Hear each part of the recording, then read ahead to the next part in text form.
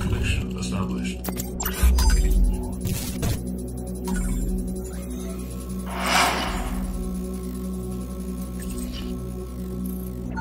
Alhamdulillah wassalatu wassalamu ala Rasulillah amma ba'd.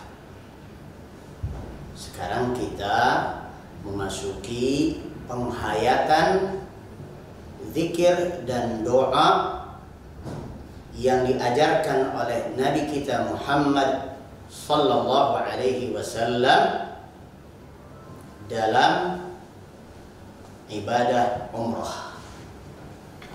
Bayangkan sekarang kita berada di miqat. Sekarang kita berada di miqat.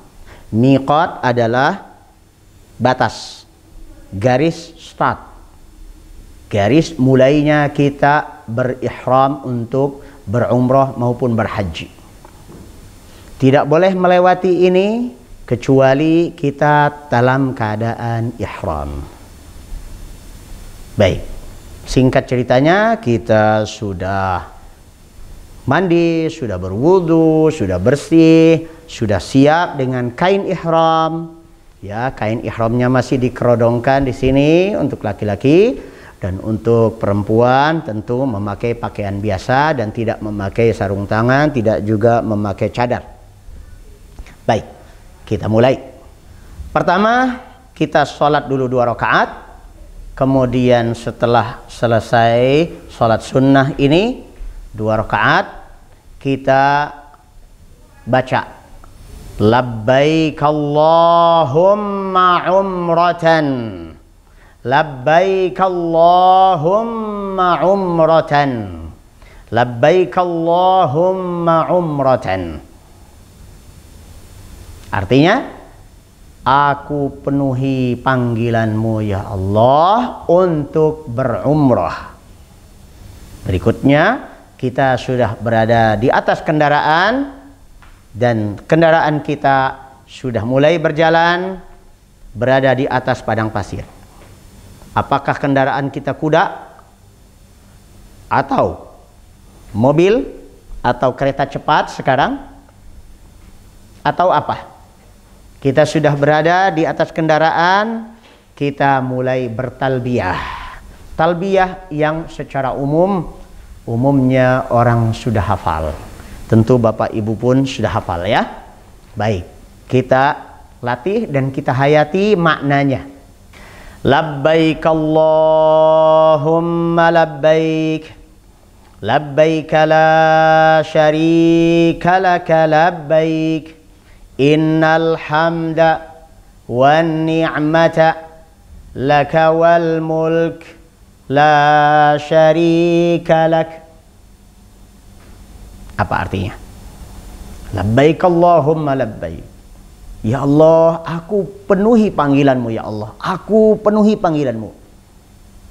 Aku taat pada panggilanmu ya Allah. Aku siap diperintah apapun. Ini adalah pernyataan sikap dengan penuh meyakinkan bahwa kita adalah hamba Allah yang taat ketika dipanggil oleh Allah Azza wa Jalla untuk berumrah maupun berhaji. Kita siap, sami'na wa ata'na. Kita nyatakan labbaik Allahumma labbaik, labbaika, aku penuhi panggilanmu Allahumma ya Allah, labbaika, sekali lagi aku siap penuhi panggilanmu. Baik, labbaika la syarika laka labbaik, aku penuhi panggilanmu, tidak ada yang patut menjadi sekutumu apalagi pesaingmu dalam ketaatan ini. Aku hanya taat padamu ya Allah. Ketaatanku kepadamu tidak berbagi, tidak terbagi dengan ketaatanku kepada selainmu ya Allah. Hanya Engkau yang aku taati. Labbaika la syarika laka labbaik. Mengapa sikap ini? Mengapa aku bersikap seperti ini ya Allah? Alasannya adalah innal hamda wan ni'mata laka wal mulk la syarika lak. Kalimat ini adalah kalimat kausal, kalimat sebab. Mengapa sikap yang pertama tadi labbaik Allahumma labbaik labbaik la syarika lak labbaik? Mengapa sikap itu? Karena innal hamda wan ni'mata laka wal mulk la syarika lak. Karena tidak ada sekutu bagimu dalam keterpujian, dalam pemberian nikmat, dalam kekuasaan. Tidak ada yang terpuji dengan makna keterpujian yang mutlak kecuali Engkau. Dan tidak ada yang patut aku puja-puji dengan makna yang sesungguhnya kecuali Engkau. Tidak ada yang telah memberikan kepadaku nikmat, yang sedang memberiku nikmat, dan akan terus memberiku nikmat selain Engkau. Begitu pula kekuasaan. Tidak ada yang memiliki kekuasaan mutlak kecuali Engkau. Karena itu, labbaik Allahumma labbaik, labbaik la syarika laka labbaik. Karena innal hamda wan ni'mata laka wal mulk la syarika lak. Tidak ada sekutu bagimu. Ini makna talbiyah. Maka talbiyah sesungguhnya adalah kalimat yang penuh dengan tauhidullah. Kalimat yang memiliki unsur-unsur tauhidullah yang syarat, yang penuh, yang substansial. Tidak sembarangan kalimat. Maka tidak seyogianya kalimat talbiyah hanya dijadikan sebagai semacam nyanyian yang membuat orang terlena hanya karena iramanya atau lagunya, tapi hayati isinya, maknanya. Labbaik Allahumma labbaik, labbaik la syarika laka labbaik, innal hamda wan ni'mata laka wal mulk la syarika lak. Baik. Selanjutnya kita sekarang dalam perjalanan, mungkin 2 jam kalau pakai kereta cepat, mungkin juga sampai 6 jam kalau pakai bus sampai ke Makkah. Sudah sampailah kita di Makkah sekarang, kita sudah wudhu, kita sudah rehat ya, mungkin sudah sampai di hotel dan kita sudah bersiap semuanya untuk menuju ke Ka'bah. Singkat ceritanya sekarang kita berada di hadapan Ka'bah. Begitu kita masuk Al-Masjidil Haram, tidak perlu sholat tahiyatul masjid. Ya, tidak seperti kita masuk masjid di negeri kita. Kita masuk masjid, jangan langsung duduk, jangan langsung ngobrol, sholat sunnah dulu 2 rakaat. Sholat tahiyatul masjid. Tapi kalau kita masuk ke Al-Masjidil Haram, pertama kali yang kita lihat adalah Ka'bah. Al-Ka'batul Musyarrafah, Ka'bah yang sangat dimuliakan. Apa yang kita ucapkan? Ucapannya gampang, umumnya orang sudah hafal. Termasuk Bapak Ibu kan sudah hafal kan? Allahumma antas salam wa minkas salam fahayyina rabbana bis salam. 3 kalimat saja. Coba kita ulangi. Allahumma antas salam wa minkas salam fahayyina rabbana bis salam. Ulang. Allahumma antas salam wa minkas salam fahayyina rabbana bis salam. Artinya, Allahumma ya Allah, Engkaulah as-salam, Engkaulah zat Tuhanku yang bernama as-salam. As-salam adalah namamu ya Allah. Wa minkas salam, dan bersumber darimu saja seluruh keselamatan, kesejahteraan, kedamaian, ketenangan. Assalam, ketenangan, kedamaian, ketentraman, kesejahteraan, keselamatan, semuanya bersumber darimu ya Allah. Sebuah pengakuan yang tulus Munculkan dari hati, ucapkan dengan lisan. Hati meyakini, lisan mengucapkan. Dan kita melihat Ka'bah. Begitu kita melihat Ka'bah, talbiyah yang tadi itu sudah harus dihentikan. Dan mulailah bapak-bapak yang memakai kain ihram mulai melakukan ittiba'. Ittiba' artinya meletakkan bagian rida atau kain ihram yang sebelah kanannya di bawah ketiak, kemudian diselempangkan. Mulai dari situ, jangan dari rumah sudah seperti itu ya. Itu biasanya yang memakainya seperti itu namanya anak TK ya. Anak TK memang dari rumah udah dibuat seperti itu supaya nggak ribet. Baik, singkat ceritanya kita akan mulai tawaf. Mulainya dari mana? Garis start. Perhatikan di ujung sana ada lampu hijau. Ada garis diagonal menuju ke Hajar Aswad. Dari situ kita mulai hadapkan tangan kita menuju ke Hajar Aswad. Bismillah wallahu akbar. Bismillah wallahu akbar. Bismillah wallahu akbar. Tidak perlu cium tangan. Nggak perlu. Ya? Nggak perlu. Kalau memang dekat dan kita hanya bisa menjangkau dengan tangan, tempelkan tangan.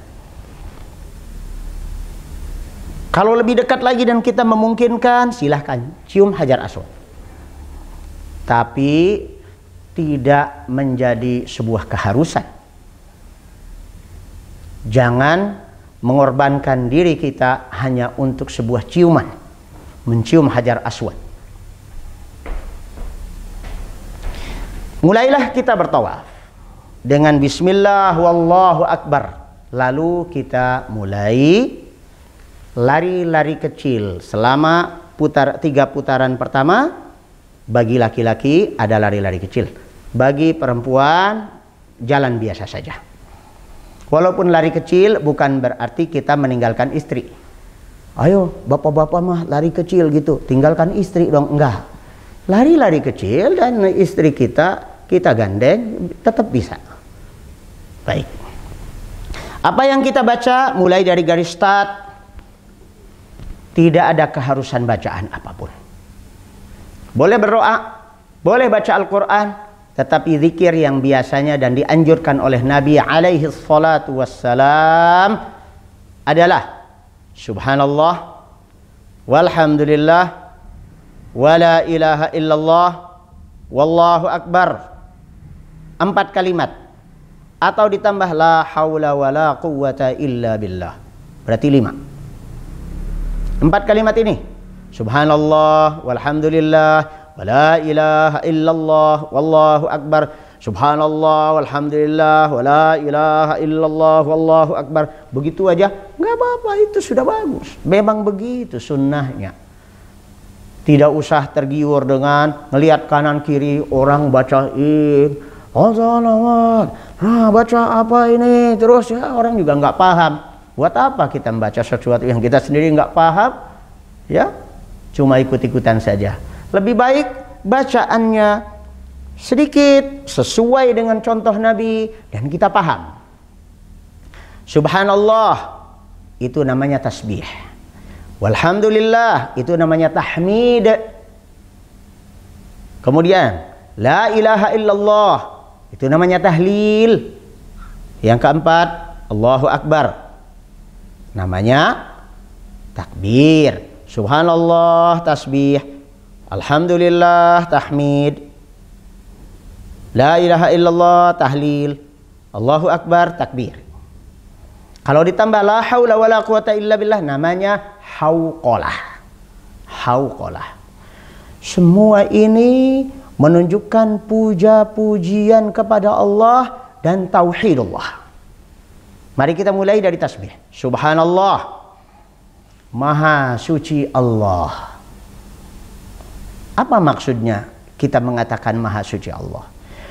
Kita meyakini di dalam hati bahwa Allah itu bersih, steril dari berbagai kekurangan. Walaupun banyak di antara makhluk Allah yang musyrik dan bahkan ngomong yang gak benar tentang Allah, kita yakin Allah itu suci, bersih, steril dari apapun yang dinisbatkan berupa kekurangan kepada Allah. Dulu orang-orang musyrik tuh bilang, Allah tuh punya anak-anak perempuan. Macam mana perempuannya itu? Para malaikat tuh. Para malaikat tuh dianggapnya anak ceweknya Allah. Ya, orang-orang Nasrani bilang, Isa itu putra Allah. Orang-orang Yahudi bilang, Uzair itu adalah anak Allah. Allah bersih dari tuduhan-tuduhan semacam itu. Allah Ta'ala menyatakan, lam yalid wa lam yulad. Allah tidak pernah beranak dan tidak pernah jadi anak. Ya, subhanallah, walhamdulillah, segala pujian hanya milik Allah. Maka antara subhanallah dan alhamdulillah ini dua hal yang saling melengkapi. Setelah kita bersihkan dari Allah berbagai kekurangan, kemudian kita tetapkan bahwasanya yang memiliki kesempurnaan itu hanya Allah, maka kita katakan alhamdulillah, segala pujian hanya milik Allah. Berikutnya tahlil dan takbir. Tahlil itu berisi dua komponen kalimat, la ilaha dan illallah. Bagian pertama, la ilaha, artinya tidak ada Tuhan yang hak.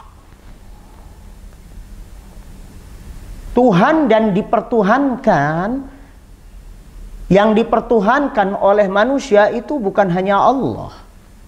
Ada orang mempertuhankan keris, ada orang mempertuhankan sapi. Bayangkan, sapi dipertuhankan. Ada yang mempertuhankan hantu, ya, karena memang Tuhan itu kalau sudah lebih daripada satu dan kemudian diulang, diperbanyak, semakin banyak Tuhan jadi hantu. Tuhan, Tuhan, Tuhan, Tuhan, Tuhan, Tuhan, Tuhan, Tuhan, Tuhan, Tuhan, Tuhan, Tuhan. Ya, jadi orang-orang musyrik itu sebenarnya menyembah apa? Hantu. Semakin banyak Tuhannya, semakin banyak hantunya. La ilaha, tidak ada Tuhan yang berhak. Jadi memaknainya jangan begini, tidak ada Tuhan selain Allah. Bohong. Siapa bilang tidak ada Tuhan selain Allah? Buktinya banyak. Orang Hindu mempertuhankan apa coba? Orang Buddha mempertuhankan apa coba? Tuh, orang India mempertuhankan apa coba orang Hindu di sana? Ayo. Orang musyrik dulu mempertuhankan apa? Bukankah banyak Tuhan tuh? Tuhan tuh banyak banget. Tetapi yang hak, tidak ada yang hak. Ini kita bersihkan dulu. Ibarat ini papan tulis, hati itu papan tulis. Maka yang tadinya bergelayut di hati, ada Tuhan jabatan, ada Tuhan uang, ada Tuhan wanita, ada Tuhan tahta, ada Tuhan kereta, ada Tuhan namanya Toyota dan sebagainya. Hapus semua. Hapus semua. Setelah itu kita tetapkan hanya satu, illallah, kecuali Allah. Jadi yang hak dari semua yang dipertuhankan hanya Allah. Itu makna tahlil. Makna kalimat tauhid la ilaha illallah. Berikutnya adalah Allahu Akbar. Allahu Akbar. Allah Maha Besar. Ini adalah pernyataan, ikrar sebuah keyakinan. Kita yakin bahwasanya tidak ada yang lebih besar dari Allah. Allah Maha Besar. Apanya? Zatnya Maha Besar. Kekuasaannya Maha Besar. Kewibawaannya Maha Besar. Tidak ada yang lebih besar dari Allah. maka ketika kita sudah bergantung harapan kepada Allah, kita andalkan Allah, kita telah memiliki andalan maha besar. Ini yang membuat hidup kita itu jadi enteng dan pede dalam hidup ini, percaya diri. Baik, singkat ceritanya kita sudah sampai di rukun Yamani. Rukun Yamani itu adalah pojokan yang ketiga setelah Hajar Aswad. Hajar Aswad, kemudian rukun Syamali, dan kemudian rukun Yamani. Setelah lewat rukun Yamani dan menjelang Hajar Aswad kembali, maka bacaan kita dan gerakan kita juga sudah mulai pelan, karena memang di situ juga sudah mulai rapat. Orang sudah semakin padat. Di situ banyaklah berdoa. Doa yang diajarkan oleh Nabi SAW terutama adalah Rabbana atina fid dunya hasanah wa fil akhirati hasanah wa qina adzabannar. Pastilah udah pada hafal ya. Orang Indonesia bilang ini mah doa sapu jagat. Ya, namanya sapu jagat itu apa? Seakan-akan sampah sejagat disapu.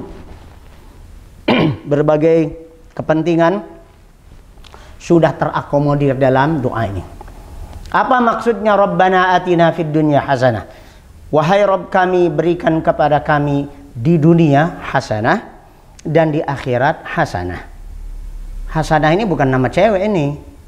Ini hasanah. Ya. Jangan kayak wanita yang kebakaran, ya. Mentang-mentang suaminya punya istri namanya Hasanah, ya, karena dia nggak paham Hasanah melulu yang disebut. Kenapa Hasanah melulu, bang? Saya kok nggak pernah disebut gitu. Enggak, ini Hasanah yang dimaksud, bukan nama orang. Ya Allah, beri kami hasanah di dunia dan hasanah di akhirat. Apa itu hasanah? Para ulama menjelaskan bahwa hasanah di dunia bentuknya adalah ilmu, amal soleh, kesehatan, kecukupan rezeki, ya, terselamatkan dari berbagai mara bahaya di dunia. Nah, ini kan yang kita harapkan ketika di dunia, ya. Ilmu yang sahih, ilmu yang bermanfaat, karena tanpa ilmu kita tersesat. Amal yang soleh, kenapa? Karena orang berilmu nggak ada manfaatnya ilmu kalau nggak diamalkan. Maka jadi orang yang ilmunya sahih, amalnya soleh. Selebihnya apa? Rezekinya cukup, badannya sehat, kecukupan yang lain-lain, sejahtera, dan dijauhkan dari berbagai mara bahaya. Udah tersapu tuh urusan dunia semua. Nggak usah disebutkan detail, ya Allah rezeki lancar, ini apa, ini itu dan sebagainya. Kalau fokus saja doa ini, Rabbana atina fid dunya hasanah, dan hadirkan dalam hati kita berbagai keperluan kita, sudah masuk semua. Wa fil akhirati hasanah, dan hasanah di akhirat. Kalau hasanah di akhirat itu tidak ada lain, dia masuk surga. Ya, masuk surga. Masuk surga ini juga ada tingkatan-tingkatan. Ada yang tanpa dihisab lagi, tanpa di screening lagi, langsung celek masuk surga. Nggak usah susah payah. Pengennya begitu kita. Salah satunya adalah orang yang bertawakal kepada Allah saja. Dan dalam bacaan-bacaan zikir dan doa yang tadi kita ucapkan tuh penuh dengan makna tawakal kepada Allah. Semoga kita termasuk orang-orang yang dimasukkan ke dalam surga Allah tanpa dihisab, tanpa diadab. Baik, singkat ceritanya kita sudah 7 putaran nih. 7 putaran tuh doanya itu aja. Kalau mau doa yang lain-lain pakai bahasa Bekasi boleh, pakai bahasa Betawi juga boleh, bahasa Sunda juga Allah ngerti, ya. Pakai bahasa aja, bahasa ngapak juga boleh, silahkan. Ayo, Pakai bahasa apa aja. Minta barangkali ada permintaan-permintaan khusus. Nih selama tawaf boleh. Tidak ada keharusan pakai bacaan apa. Baik. Tawaf sudah selesai ceritanya. Kita sekarang menuju ke maqam Ibrahim. Di belakang maqam Ibrahim kita sholat, ya. Ketika menuju ke maqam Ibrahim kita baca apa? Wattakhidhu mim maqami Ibrahim musalla. Ini adalah bunyi ayat dalam Al-Quran. Tapi dicontohkan oleh Nabi alaihi salatu wassalam ketika beliau selesai tawaf, beliau menuju maqam Ibrahim, dan di belakang maqam Ibrahim itulah kemudian beliau sholat. Saat menuju ke maqam Ibrahim, beliau membaca ayat ini. Wattakhidhu mim maqami Ibrahim musalla. Dan jadikanlah tempat dari maqam Ibrahim itu sebagai musalla, sebagai tempat sholat. Maka sholatlah di situ 2 rakaat. Setelah Al-Fatihah baca qul ya ayyuhal kafirun. Rakaat kedua Al-Fatihah qul huwallahu ahad. Selesai sudah. Tidak ada ritual lain. Berikutnya berjalanlah kita. Boleh balik lagi ke garis Hajar Aswad tadi, mengucapkan bismillah wallahu akbar lagi, begitu? Boleh. Boleh juga langsung kita minum air zam-zam. Perhatikan nih, habis capek kemudian kita istirahat sambil minum air zam-zam. Kita minum air zam-zam. Ingat bahwa air zam-zam ini memiliki khasiat yang sangat besar. Kata Nabi sallallahu alaihi wasallam, ma'u zamzama lima syuriba lahu. Air zam-zam ini berkhasiat tergantung untuk apa dia diminum. Maka Nabi alaihi salatu wassalam memberikan contoh doanya ketika akan minum air zam-zam. Ya, bismillah. Kita minum air zam-zam. Bismillahirrahmanirrahim. Atau bismillah saja. Bismillah. Glek glek glek glek glek. Alhamdulillah. Bismillah. Alhamdulillah. Letakkan, mohon kepada Allah Azza wa Jalla. Boleh dengan angkat kedua tangan. Apa doanya? Allahumma inna nas'aluka ilman nafi'a wa rizqan wasi'a wa shifaan min kulli da'. Tiga item. Kata Nabi alaihissalatu wassalam, Allahumma ya Allah, inna nas'aluka, sungguh kami minta kepadamu, ilman nafi'a, ilmu yang bermanfaat. Kedua, warizqan wasi'a, rezeki yang luas. Yang ketiga, wasyifaan min kulli da', dan obat atas segala penyakit. Allahu Akbar. Karena memang ma'u zamzama ta'amu tu'min wa shifa'u suqmin. Kata Nabi alaihissalatu wassalam, air zam-zam itu bisa dijadikan sebagai nutrisi dan juga sebagai obat buat penyakit. Ya, singkat ceritanya kita sudah selesai minum air zam-zam. Boleh istirahat dulu nggak? Boleh. Kan capek tadi ya? Ya, kita istirahat dulu. Nanti kita naik ke Bukit Sofa. Habis ini kita naik ke Bukit Sofa, capek. Ya, cukup dulu, kita masuk episode berikutnya. Nanti insya Allah kita akan belajar sa'i dan doa-doanya. Assalamualaikum warahmatullahi wabarakatuh.